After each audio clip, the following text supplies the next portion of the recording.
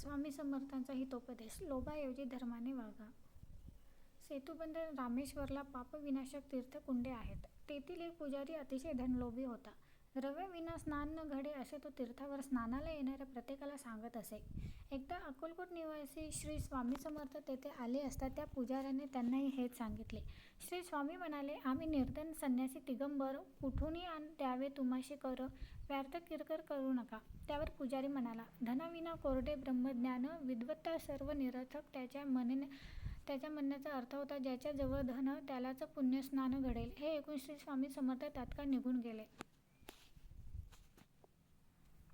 स्वामी गेल्यावर अचानक त्या तीर्थकुंडात पुष्कळ किडे पडले आणि पाण्याला दुर्गंधी येऊ लागली. या दुर्गंधीमुळे कोणीही भाविक तेथे स्नान करू शकत नसे. त्यामुळे त्या पुजाऱ्याचे तीर्थकुंडातील पुण्यस्नानापासून मिळणारे उत्पन्न पूर्ण बुडाले. पुजाऱ्याने अनेक उपाय योजले, पण सर्व व्यर्थ ठरले. कंटाळून हा पुजारी शृंगेरी मठाच्या शंकराचार्याकडे गेला आणि त्यांना घडलेला सर्व वृत्तांत सांगितला. आचार्यांनी योगसमाधी लावली आणि त्यांना खरा प्रकार समजला.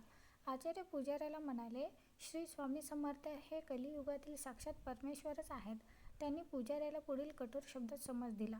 धनलोभे पूजिता देव त्रिकाल, धनार्थ लोकांचा करिता छळ, दमकुळी जन्मुनी कृत्ये अमंगळ, आचरिता कैशी दुर्मती. आजपासून धनलोभ सोडून लोकांचा छळ करणे बंद करा आणि उपदेश केला सर्व भक्तांचे आदरातिथ्य करावे, मृदुवचने संतोष व्हावे, सद्धर्माने धन आणि यश मिळे.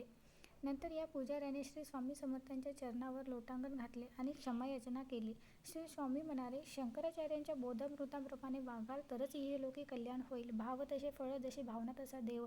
स्वामींनी पुजाऱ्याच्या मस्तकावर कृपा वरद हस्त. त्यानंतर आपोआप ते तीर्थकुंड स्वच्छ आणि निर्मळ झाले. श्री स्वामी समर्थांनी या पापविनाशी तीर्थकुंडाच्या पुजाऱ्याला केलेल्या बोधामृताच्या माध्यमातून सर्व क्षेत्रांतील पुजारी आणि सेवेकरी मंडळींना लोभाऐवजी धर्माने वागावे हा बहुमोलाचा हितोपदेश केला.